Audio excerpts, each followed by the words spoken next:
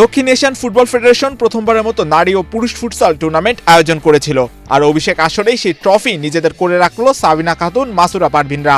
বাংলাদেশ সময় রোববার মালদ্বীপকে 14-2 গোলে উড়িয়ে দিয়ে নতুন ইতিহাস গড়ল লাল সবুজের প্রতিনিধিরা। এই ম্যাচে জয় নিয়ে 16 পয়েন্টস নিয়ে 7 দেশের মধ্যে সর্বোচ্চ পয়েন্ট পেয়ে বাংলাদেশের মেয়েরা চ্যাম্পিয়ন হয়েছে।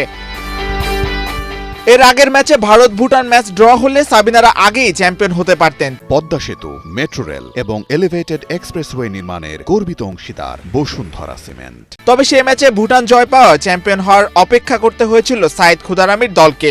নারী ফুটসালে মালদ্বীপ সবচেয়ে দুর্বল শক্তির দল, ফলে বাংলাদেশের জয় এক প্রকার নিশ্চিতই ছিল।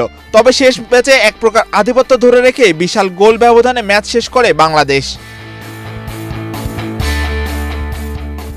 এদিন প্রথমার্ধে 6-1 গোলে এগিয়ে থেকে ড্রেসিং রুমে ফেরেন সাবিনা, মাসুরা পারভিনরা। হাফ টাইম শেষে দ্বিতীয়ার্ধে বাংলাদেশ আরও 8 গোল করে, আর এই ম্যাচে সব মিলিয়ে 14 গোল। টুর্নামেন্টে এটাই কোনো দলের সর্বোচ্চ গোলের কীর্তি। অধিনায়ক সাবিনা খাতুন এই ম্যাচে সর্বোচ্চ 4টি গোল করেন। এই টুর্নামেন্টে তার গোল সংখ্যা 13। তার নেতৃত্বে বাংলাদেশ টানা 2 বার সাফ ফুটবলের পর ফুটসালেও চ্যাম্পিয়ন হলো।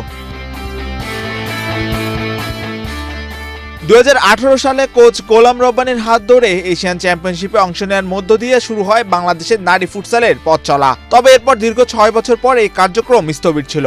অবশেষে গত বছরের শেষ দিকে বাংলাদেশ ফুটবল ফেডারেশন নতুন করে নারী ফুটসাল দল গঠনে আগ্রহ প্রকাশ করে। এম মাহিউজ্জামান, বাংলাদেশ প্রতিদিন।